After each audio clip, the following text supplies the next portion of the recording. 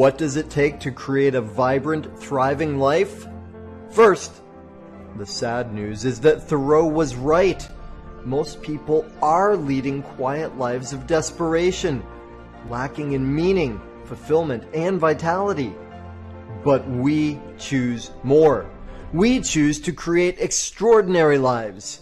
And the Art of Vibrant Living show entertains you with inspiration, empowerment, and education to create your life into a masterpiece. It's time. Let's vibe up. Aloha, y'all. Daniel Aaron here. I am your host. This is the Art of Vibrant Living show, and oh, what a show it is. I'm so excited, y'all. And a moment, though, to clarify, just in case it would be useful to you. This show is all about, yes, entertaining, inspiring. Most importantly, though, it's about empowering you to actually increase the vibrancy in your life, to turn it up, to have your best ever life, right? So suggestion for you with that is don't just be entertained and inspired, do something about it. Our guest today is phenomenal. James is going to serve up for you some gold nuggets that if you just leave them, they won't do you as much good. So take it on, try it out, find something, go, yeah, I'm going to apply that in my life today. And if you would love to have a conversation with me, if you would like some support or perhaps to just explore how to create more effectively in your life to transform, then reach out to me, Daniel@danielaaron.com. I'd love to connect with you. So moving onward, though, I am delighted on multiple levels for our guest today.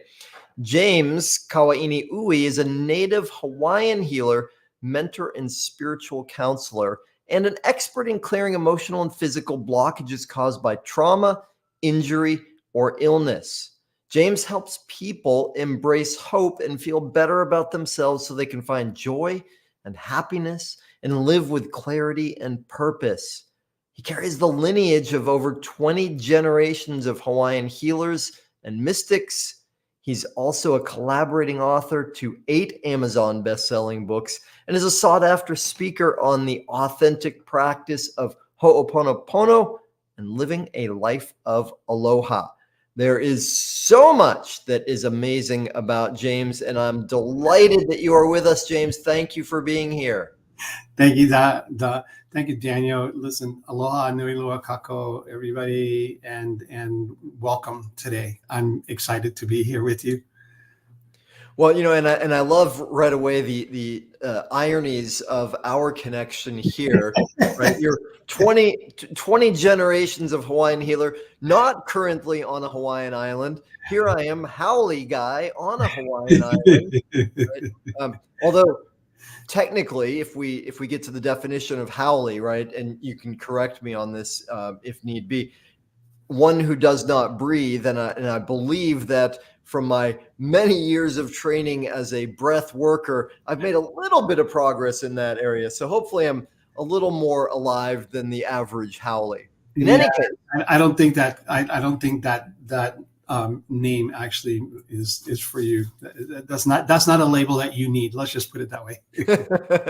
Thank you. Well, let's James, I have the great advantage of knowing a bit about you. We've been able to connect before, and that was an honor for me. Your history with your lineage and how you came to the work that you're doing is an awesome, amazing sequence of events and a bit of a story. Would you give our audience a little connection to that, how you got to this point and what you're doing? Would love to, and I promise I'm going to keep it as concise as possible because we got way too much to talk about today. I grew up on a big island in Kona on a coffee farm, and realized really young that I didn't think I was going to stay there. I needed the basis for that, and so when I was really young, I moved away. I joined the military. Long story short, I was gone for 25 years. Right before that happened, there were things that were happening to me about 2 or 3 years before that. and people started showing up in my office. I was a executive in a multi-million-dollar a year company, and we were a Fortune 500 company at the time. And people would show up and they would tell me about the pain that was going on in their bodies. And without even knowing what was happening, I would stand and I would kind of run my hand over their bodies. And I would go, oh, you mean here? And I would point someplace on their body, and they'd say, yeah, right there. And I would do something and their pain would go. And I was like, and they would look at me like, man, that was amazing. And they would walk out of my office and I'd be scratching my head. And that happened for a while. And then this other weird thing happened is people started coming into my office, closing the door, and they started telling me about their lives. And there was a part of me that was sitting there listening to them going, ooh, I don't know if I want to do all of this. And I don't think that I need to want to be there with them. And yet at the same time, they were finding relief. And I was, again, shocked at what was going on. So fast forward a little bit, I took another position in my company, and I was in another division, answered to the president of our division. I had 3 departments, so I was very much the the left brain person. I work with documents and process control, so this is like as far away from what I do now as possible. And one Friday evening, I had a situation that completely changed my life, and I came home from work. And I was sitting on my couch and I was miserable because I took the job I thought was going to give me happiness, and yet I was working 70 hours a week. I had disgruntled employees. I had clients and customers yelling at me in the phone all day. And I was really dejected and sitting at home. And all of a sudden I had this hand and it went like this and it bapped me upside the head. And there was a voice that said, it's time to go home. And I kind of looked around and went, what the F was that? And I looked at my wife at the time and I said, did you hear that? And she said, hear what? And I heard a voice. So it's time to go home. And she kind of looked at me and she says, you've been acting really weird lately. and I got up, I walked into the kitchen. This is like I had a cell phone at the time, but I used my landline, showing my age, and called my sister in Hawaii. And I said, who's living at the beach house? And she said, no one. And I said, I think I'm coming home. And she, I heard her laugh and she said, it's about time. About damn time is what she said. Those are her exact words. And I walked into my boss's office the very next day and I quit my job. I looked at him and said, Dave, I can't do this. I'm going to quit. I'm going to move back to Hawaii. And he did something that I never thought I would see. He started crying and he said, I really wish I could do what you did.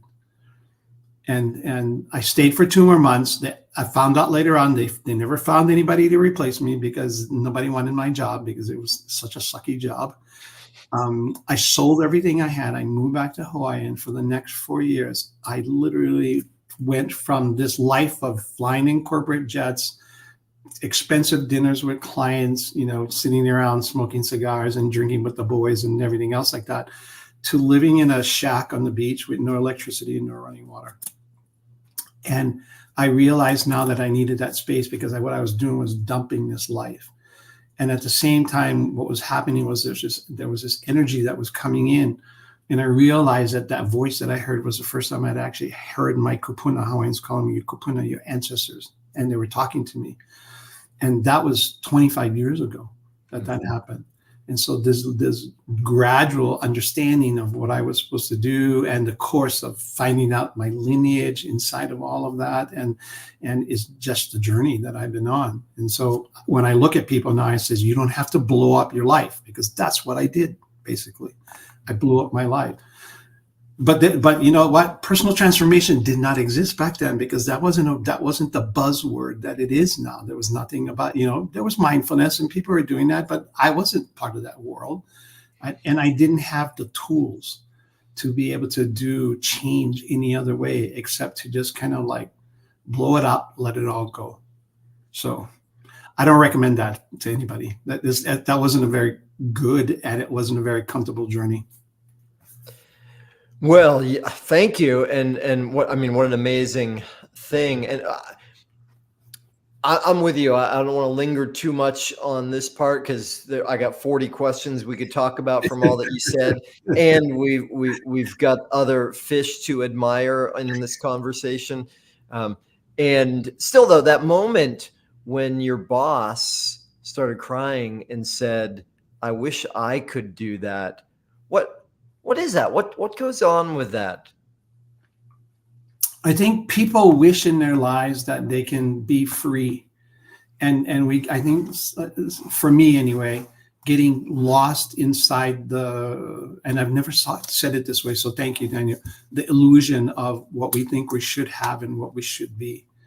And in that moment, it almost felt like everything shattered, and he was looking at, and he and I were at opposite ends of the spectrum, because my daughter was just graduating high school. His oldest child was a son that was 5.5 years old. So he was just starting his parenting journey.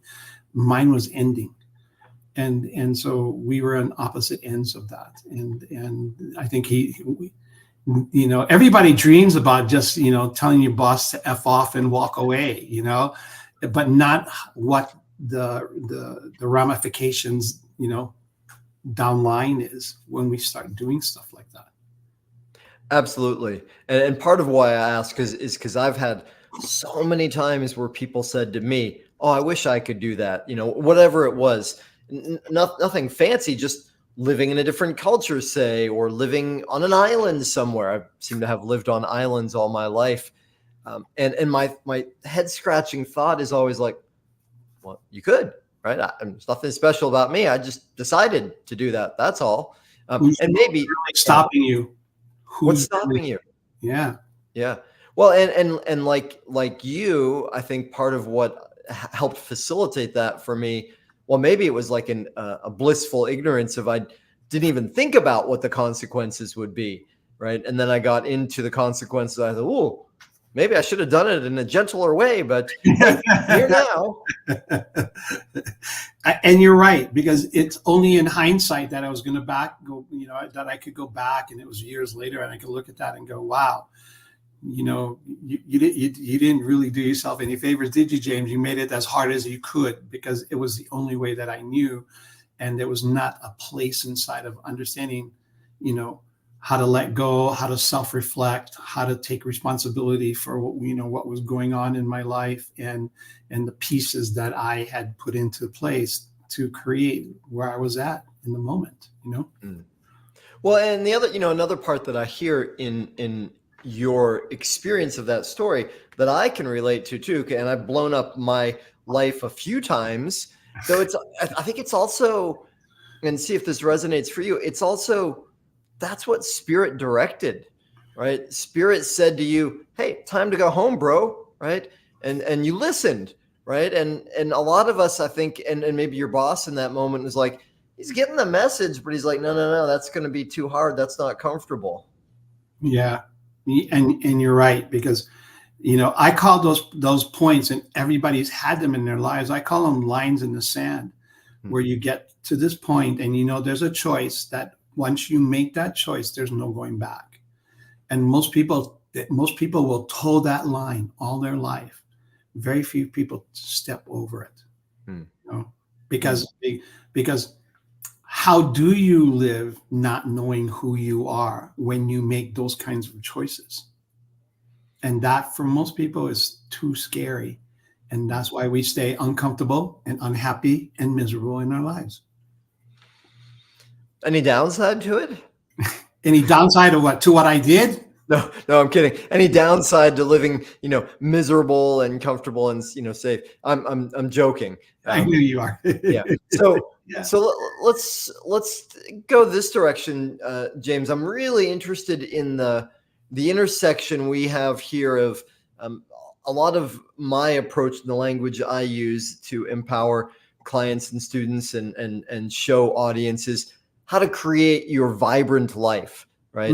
And one of the obviously big lenses through which you see the world and work and support people is through the lens of Hawaiian wisdom and tradition and your lineage. Do you see some intersection there? Or what would you say about that? Especially for, I'm sure there are people in our audience that don't know anything about Hawaii other than it looks good on postcards.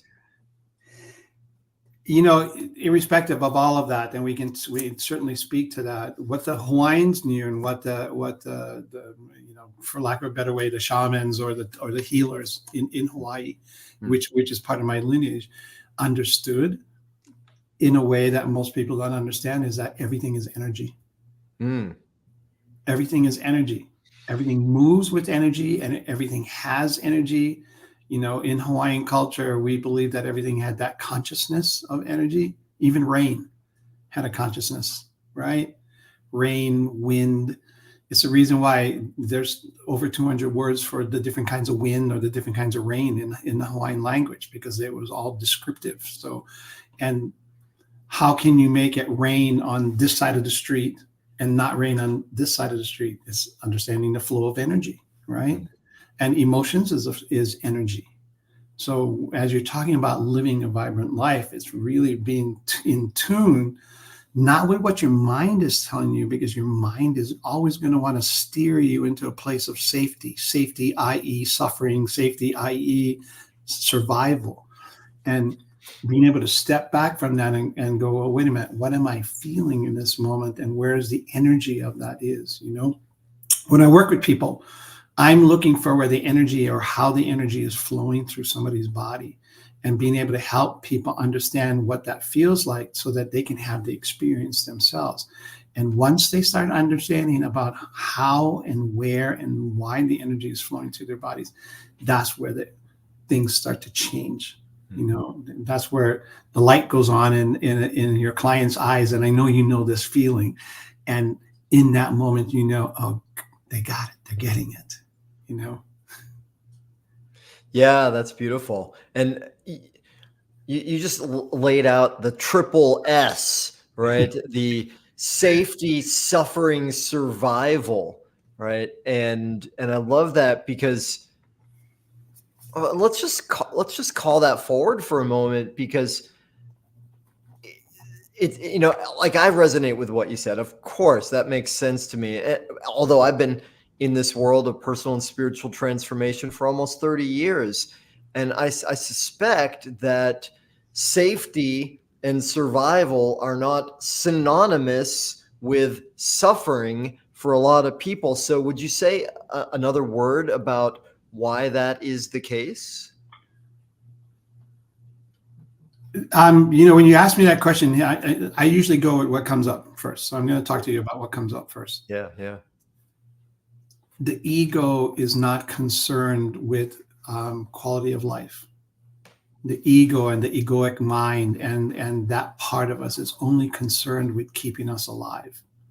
So if keeping us alive means the fear of not trying something new, if that keeping you alive is not wanting to leave your house or have conversations with people because you're afraid of the communication, that's what's going to happen. And you may be miserable as a human being, and those are strong words, and I understand that. And yet at the same time, you lived through the day. Again, ego's not thinking about quality of life. It's actually talking about you living through your day. And that survival strategy that sits in the back of your brain, that's been there,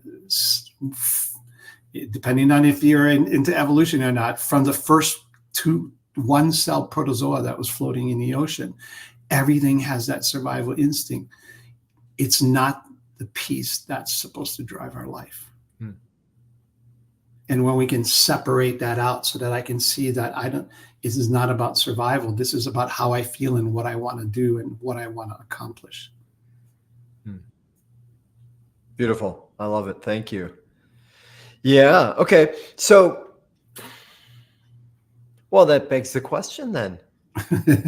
What is the part, right? If that's not the part that's meant to drive our life, and maybe not the part that leads us to a life of fulfillment or a life of aloha, what does? I think it's awareness. You know, scientists have proven that by the time we're 35, 95% of the things that we do during the course of our day is automatic responses and automatic actions. And so we are continuously just reliving things that we've already relived. And there's no space inside there for improvement. There's no space inside there for growth, because we are creatures of habit. We work with patterns. And so those patterns are what run our life. And the patterns that we were taught when we were growing up about the world being a scary place, money being evil. You sit for a second and think about the ideas that you were taught, or the people that are around you, and you learn to mimic as you were growing up, right? And so this path of awareness, and this is the way that I explain it. Most of the time, our brains are these amazingly complex computers, okay? And a computer, when you hit X, it shows X. When you hit Shift X, it shows capital X. When you hit Control X, everything disappears. Computer doesn't think about what it's doing. It just does it. Right. And so inside of us, this happens. Hey, how's your day going? Great. Right. The trigger and the reaction, because our computers are just like programmed the same way our brains are.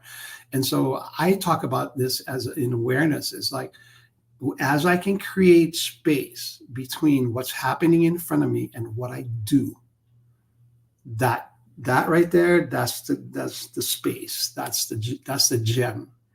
That's where life starts to change, because you realize that in everything that you do, and this is really hard for a lot of people, you have a choice. You have a choice. In that moment, you're either going to choose to stay in that relationship. In that moment, you're going to choose to think that you have no money. In that moment, you're going to choose to think that you can't do these things. And the crazy thing is, the exact opposite of that exists inside you. And it's being able to realize that and create space so that you can make those choices.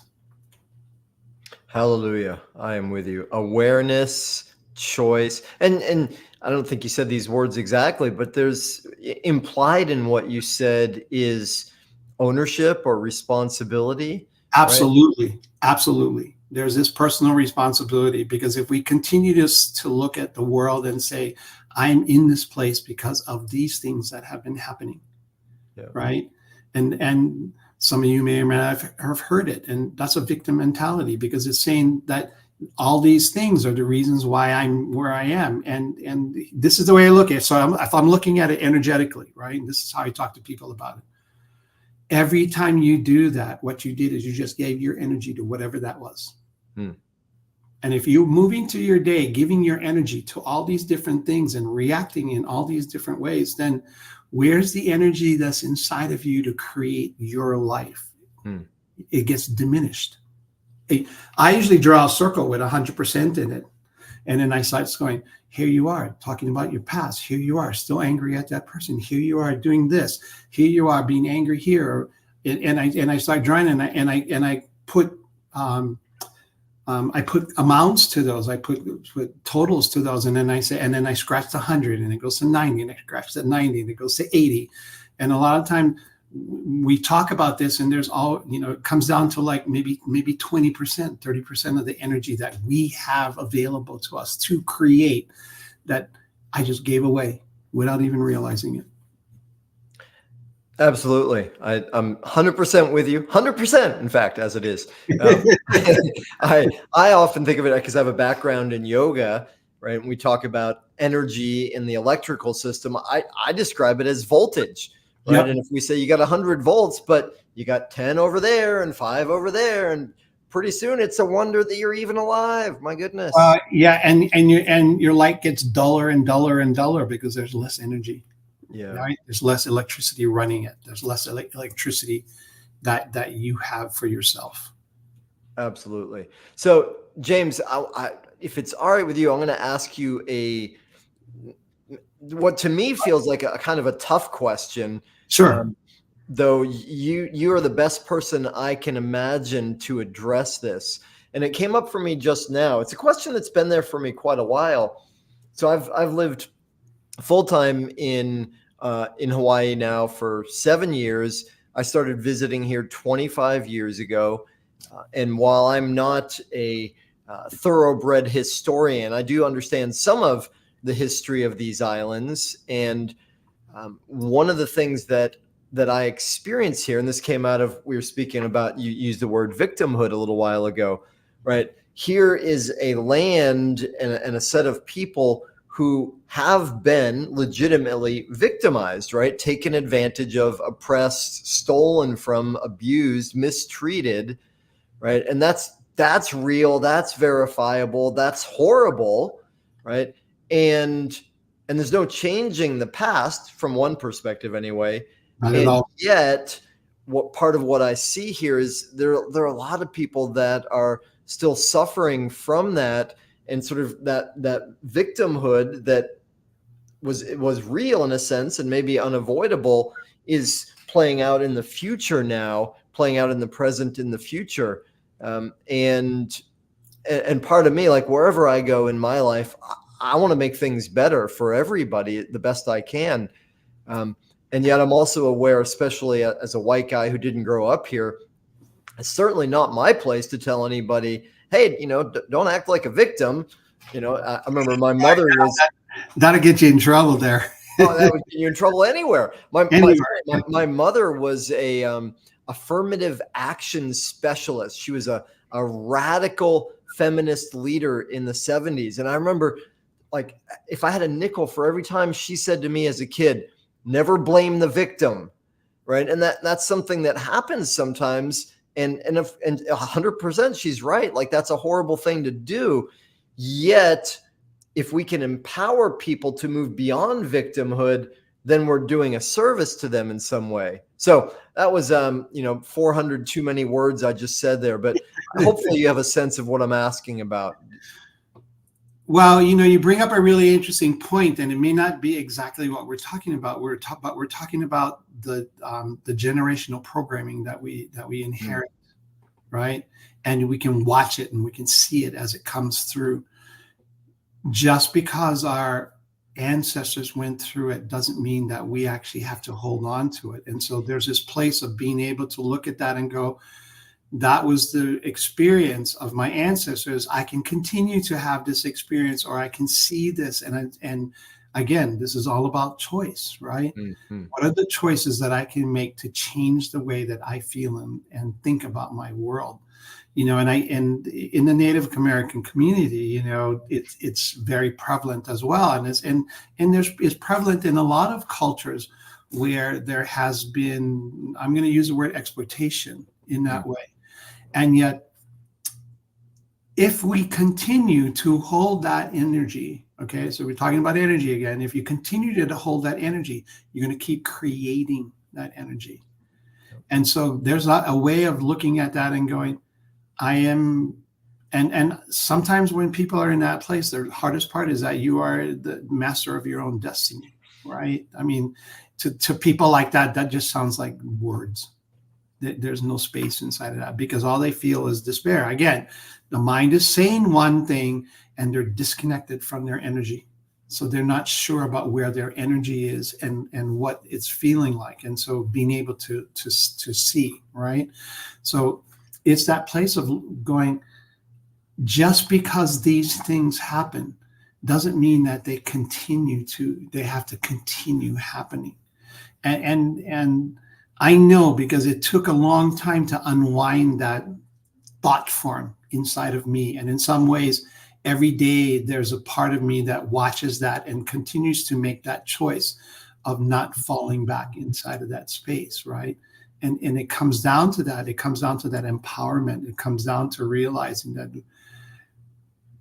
if people really understood how amazing manifestors they are, right? It would be in shock. And it's funny, I'm going to recall something that happened with a client of mine this morning, and I was talking to her, who, as a matter of fact, I met while she was on Maui, even though she lives in Washington. So the Maui connection keeps coming back. And we were talking this morning, and there was a conversation that she needed to have with a friend. And the conversation was going to be really challenging. And she kept asking, how do I do this? How do I do this in a way that I'm not hurting?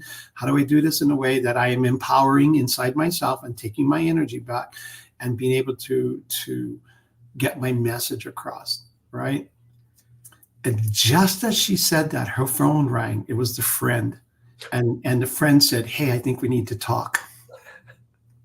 So I said, I told her that when she was talking to me, because she didn't even think about it this way. I said, do you see how amazing a manifestor you are? And she says, "What do you mean?" I said, "You were asking the question about how to do this, and they called you and initiated the conversation."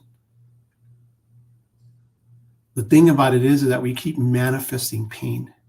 And because we keep manifesting pain, because it's the thing in our mind, I don't have money, there's no money. I don't have money, there's no money. I don't have money, there's no money. And there's not a place inside to break that cycle. Because the thought form already says, I don't have any money. You have money, I don't have money. You have money, I don't have money. Anger and resentment. And that's the way that in some ways we see that, right? And so it's really stepping back and looking at it and going, well, wait a minute. I have opportunities. It's on me to understand that, and it's on me to make those choices. And that is a fundamental shift in the way that we live our lives that most people aren't willing to take.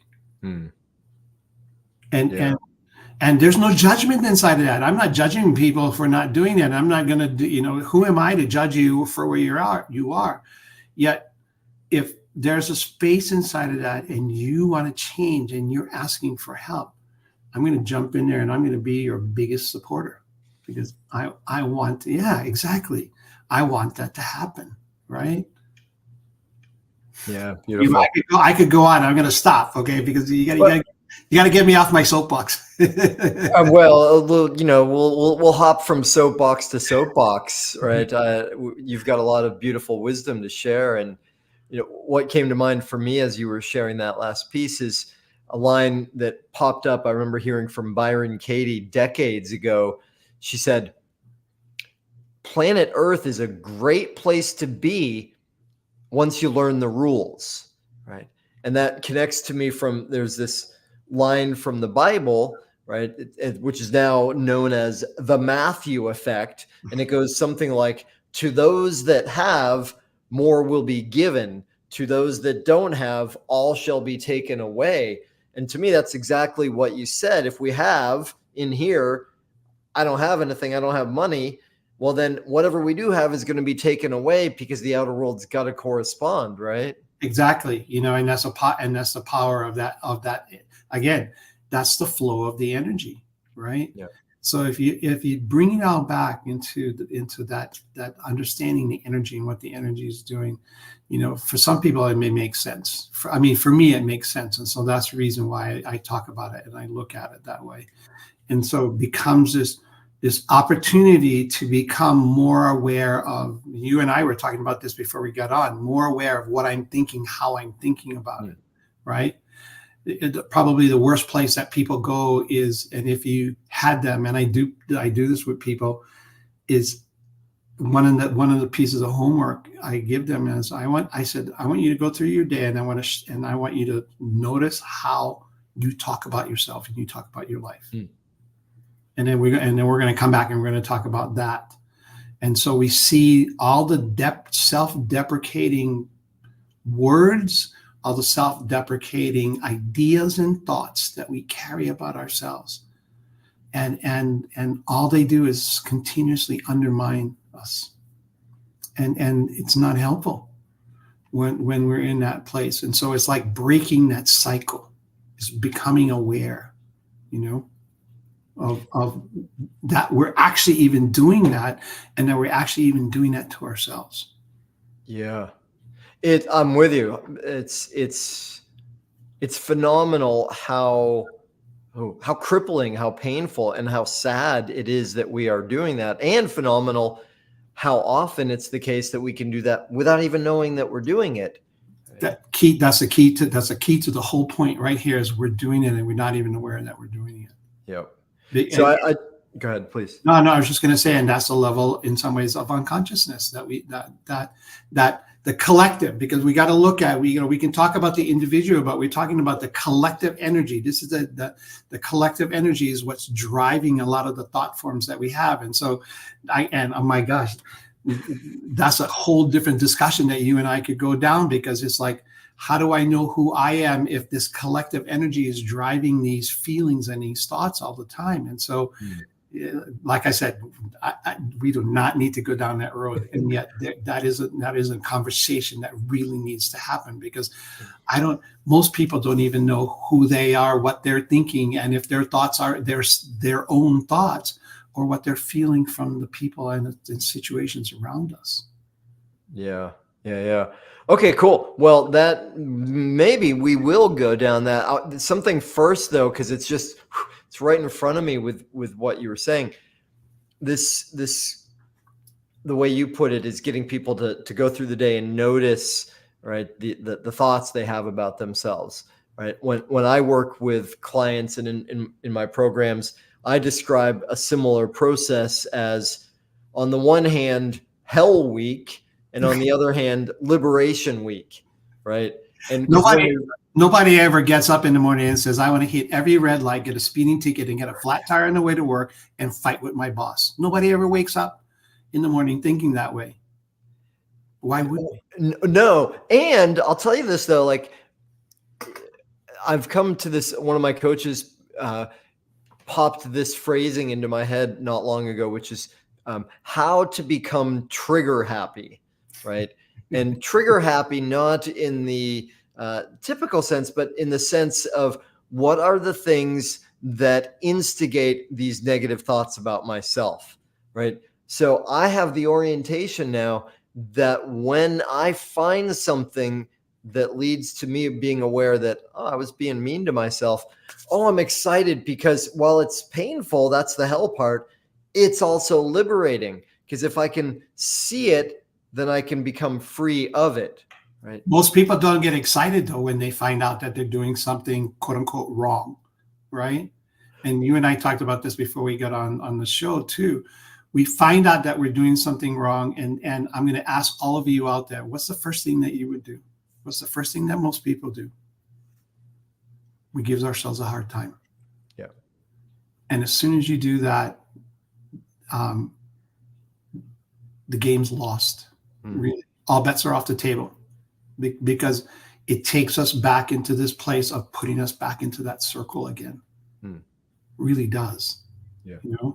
And so that's, the words that we use, and catching ourselves and not dropping immediately into judgment, those are powerful tools to embrace and give yourself permission to incorporate into your lives. Well, there could scarcely be a better opportunity for a segue into the concept of Ho'oponopono, right? So would you be up for, I don't know what everybody's association is with, so maybe if you're up for it, sharing a little bit about what it really is and what some of the maybe misunderstandings around Ho'opono are. I'd love to. So for most people, and what's been, what's been shared over the last 25 years or so, is that Ho'oponopono is this practice of forgiveness. And I'm sure that there's a lot of people that are going to be listening to the show that have done the I'm sorry, please forgive me, thank you, I love you mantra, right? And I'm going to preface all of this by saying, I'm not saying that that's wrong, because that's a very powerful practice. I've watched it change lots of people's lives. The rub that I had with it for lots and lots of years is that's actually not authentically Hawaiian. It's a process that was created based on what someone saw Ho'oponopono as. So Ho'oponopono, in its beauty and in its originality, is a process for resolving conflict. And it was used as a group process to resolve conflict between people, to resolve conflict between families. And in old Hawaii, that was the process of Ho'oponopono. In my research on Ho'oponopono, the word did not actually exist before European contact. And the first use of the word Ho'oponopono was actually in the early Hawaiian newspapers.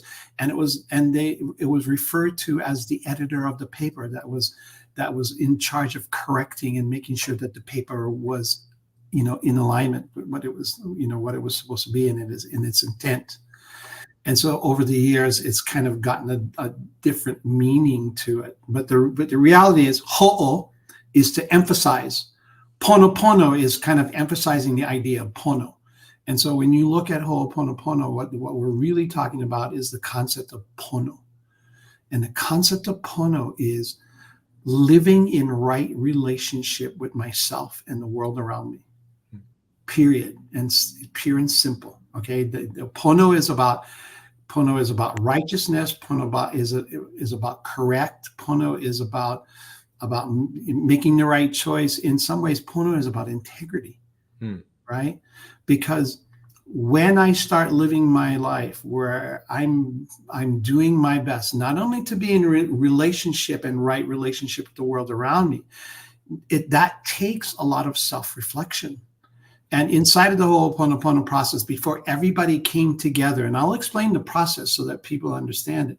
Before everybody came together, there was this really deep introspection, meditation. They would actually do physical cleanses to clear the body and clear the mind, so that when everybody came together to talk about what the issue, situation, problem was, that everybody was clear inside of that. In the whole Ho'oponopono process, when people realized that there was a disruption, and the reality of this is that the reason that this is, in some ways, this process was so powerful is because we were a culture that was entirely self-dependent. We had to depend on ourselves. You got to think, Hawaii is in the middle of the ocean. There was no ships coming to supply you. You were on your own, and you were going to survive based on your abilities of survival and the people around you. And so first and foremost, Ho'oponopono was keeping the relationships clear with the people that were around you.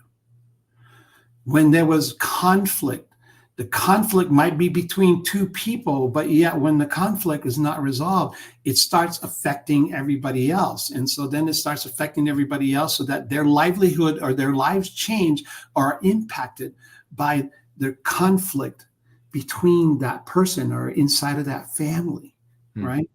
And so people would do their best to resolve that conflict. And when they weren't able to, because we were so caught up inside of having to be right. Does that sound familiar?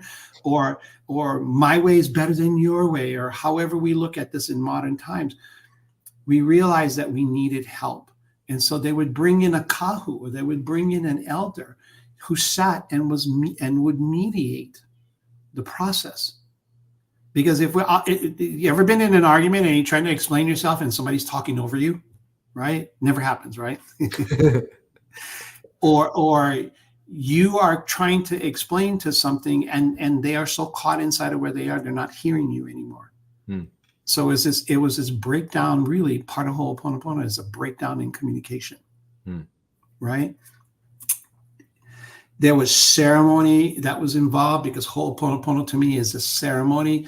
There was prayer that brought everybody together for this focus of resolving this conflict.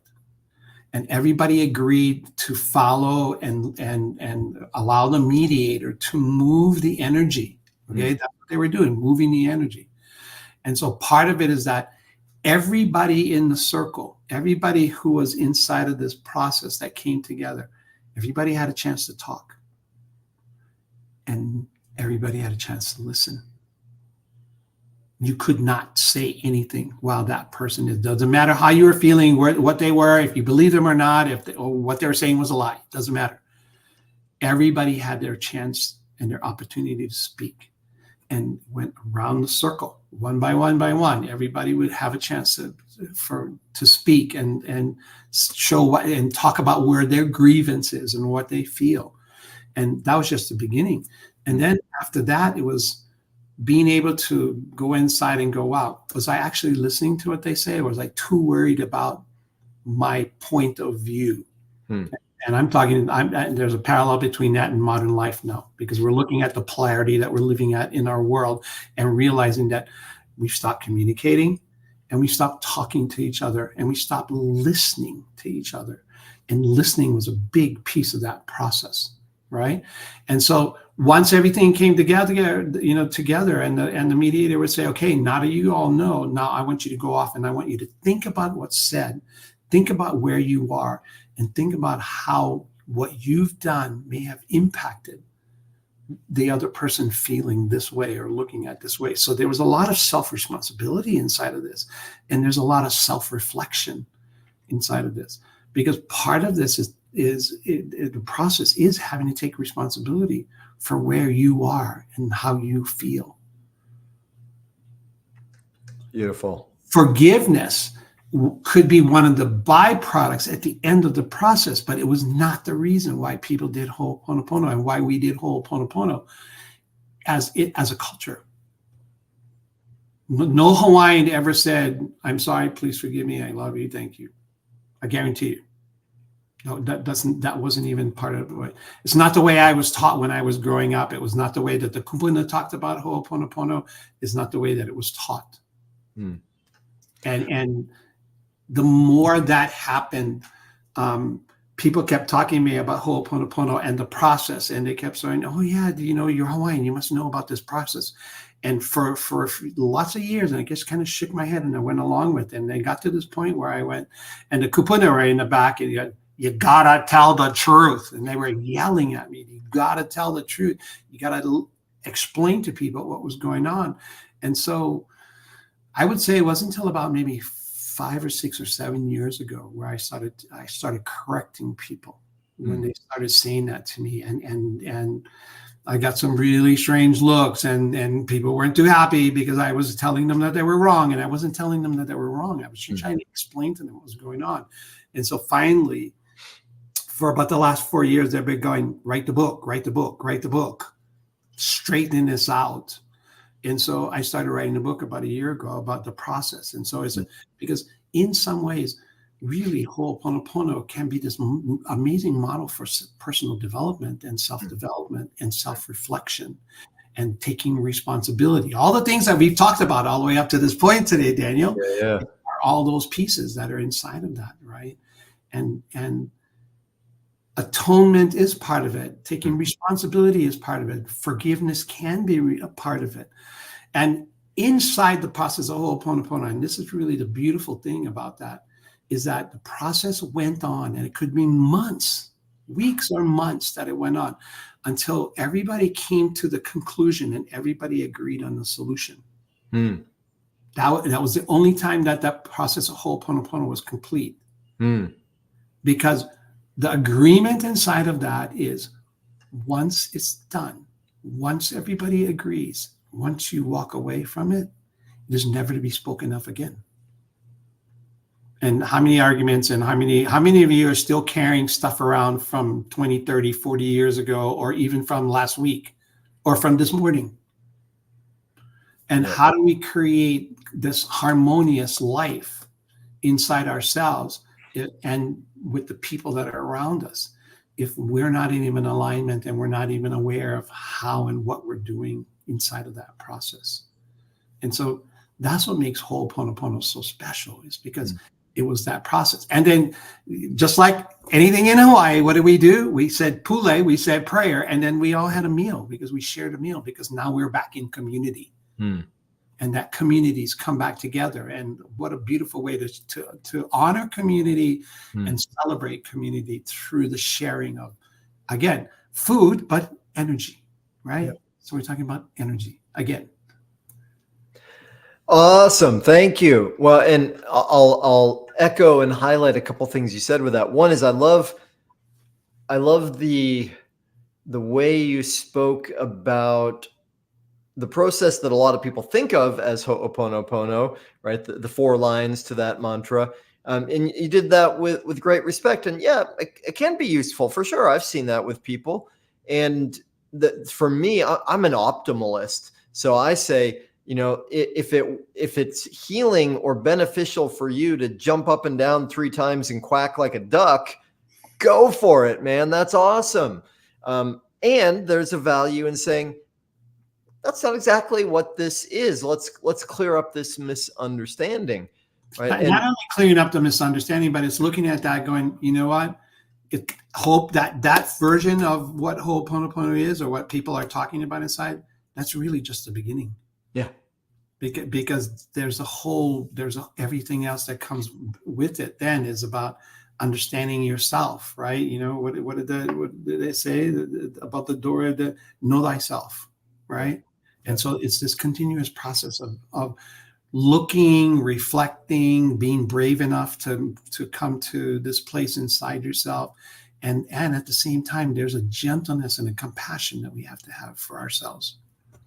Without that, it's really challenging to move through that process. yeah. Well, and what you described in the real historical and authentic Ho'oponopono process, it's about when there's conflict and restoring harmony when the harmony is disrupted. And that's an outer experience of what we were speaking about earlier, which is when we judge ourselves or beat up on ourselves for things. We're doing that same thing inside ourselves. Absolutely. Now we're just using other people as the screen for our projections, as our mirror, right? So it's exactly the same thing, just in different applications. Does that make sense? Yeah, oh, absolutely. It is projection, because if I don't feel good about myself, how can I feel good about the people and the things, situations around me, right?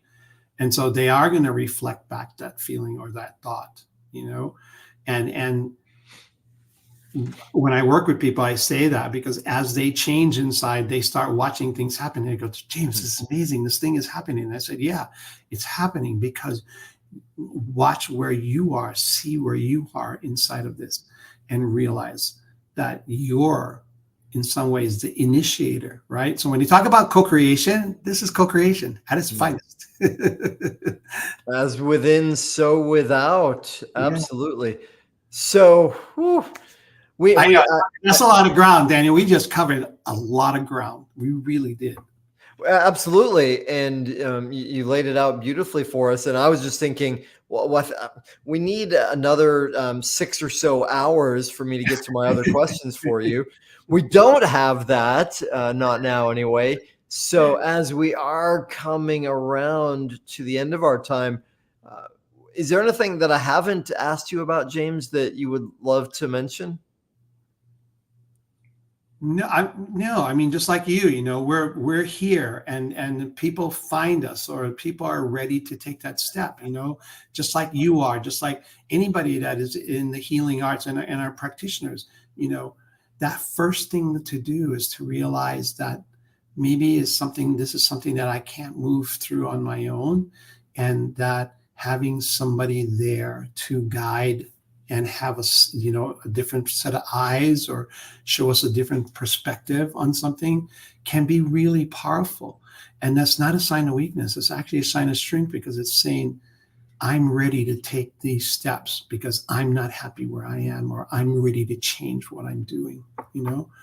And this understanding that is, we didn't come here to be in pain. We actually came here to not only to be in service, but to understand ourselves on deeper levels, so that we can actually, when we do serve or share, that it comes from this amazingly beautiful place, because we feel this whatever it is, as positive energy, empowerment, whatever is inside us, and all we want to do is share that with other people because it feels so good to us. Yeah. I know you know what this feels like, Daniel, because you do the same thing, right? Well, yeah, I mean, we are brothers from another mother for sure.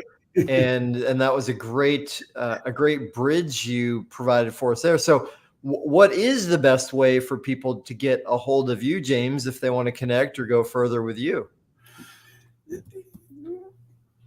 The best way for people to reach out would just be to you can either go to my website, and I'm sure that in the show notes that the website is going to be there. It's www.jameslawrence.com. jameskawainiui.com, or to reach out to me personally and just at jameskawainiui.com and just say, hey, I think I'm ready to have a conversation. And I tell people this all the time. Hey, I'll talk to anybody for 30 minutes, and sit down with you and maybe help point out something or help bring something to light that you may not be able to see, and maybe outline a way of moving forward if you're ready to move forward, But I think initially it's about having a conversation, stepping out and saying, I think I could use some help. And believe me, I got my people. There's a handful of people that I go to. So when I'm in the deep shit, and excuse my language, but when I'm in the deep shit, I reach out to them and say, hey, I need another perspective here. I need some help looking at this. And I think when we all do that, the world can be a better place as we share in that way. Agreed. Completely agreed. So great. You said your website, the URL address before, and helped me realize that I mispronounced your name earlier. So pardon me for that. That's and okay. I'm going to spell it out for everybody in case you don't know what Kawainui looks like written. James is like you would think, James, and Kawainui is KAWAINUI.com. And James, I believe you have a free gift for the audience. Is that true? I do. For anybody that listens, and again, the link will be in the show notes, would be to click on that link. And it's actually, I call it the meditation of self-love. And all today we talked about this meditation, or this understanding of loving ourselves, and also a PDF of a process that I came up with for Ho'oponopono that people can use. Part of the book that I'm writing is giving people a practical application of how they can move through that process. And this is just kind of like an outline of what that is. So beautiful. And so all of it's there for you. All you have to do is say yes. Well, it's an awesome gift, a generous gift, and thank you for that. So it's my honor to be here with you today. Thank you. Well, yes, likewise. Thank you for saying that. And I got one more question for you, if you are up for it. It's the big question, the impossible question, and I say that because you've got so much experience, right? And not only the wisdom that you have received, the experience from your learning, and all across your diverse background. If though you needed to boil that all down, distill it into one piece of wisdom, one thing to share, what's the one thing you would say that will help our audience to live their most vibrant, thriving life? I would say that the practice of self-love is probably the most important thing that we can do right now. And being able to resolve that inner conflict with ourselves, and to realize that you are more magnificent than you actually realize and give yourself credit for. And it's something that I say to myself every day. And so it's that place of how can I love myself better? I can't say it any better than that, because as that self-love comes in and you realize the beauty of who you are, I guarantee you're going to start seeing that in the world around you. Hallelujah. Thank you for that. And you said it beautifully. It's one of those things that's incredibly simple, not always easy. Go ahead. Right. No, I'm sorry. I didn't mean to interrupt, but I was going to say, if you're talking about living a vibrant life, the art of living a vibrant life, it's that piece, that self-love, or the understanding of that, and that kindness, that aloha, which is that kindness and that connection with people. As we understand that vibrant life that you're looking for will unfold in front of you. Awesome. James, thank you so much for, again, all the work that you've done to get to this point. That's huge. And for, generously investing this time with us and the audience. I really appreciate this opportunity, my friend. My honor, my pleasure. And if you take any small thing away from anything that Daniel and I have talked about today, I will be most grateful, because that will put you on the road to knowing yourself better and loving yourself in a different way. Perfectly said. And to y'all in the audience, I echo what James just said. That's my injunction, commandment, request to you, which is do something about it, right? No, not just, well, that's a good idea. It's actually like, hey, how can I apply something, even a little bit, because that will measurably change your life. And by doing that, we change the world. So I'm so grateful, y'all, for being here. I love you. I love that you are interested in creating your life into more vibrancy. And I'm super grateful that you've had this time with us. Thank you so much, and see you soon. Aloha. Mahalo for tuning in to the Art of Vibrant Living show, y'all. I'm Daniel Aaron, and may you live with great vibrancy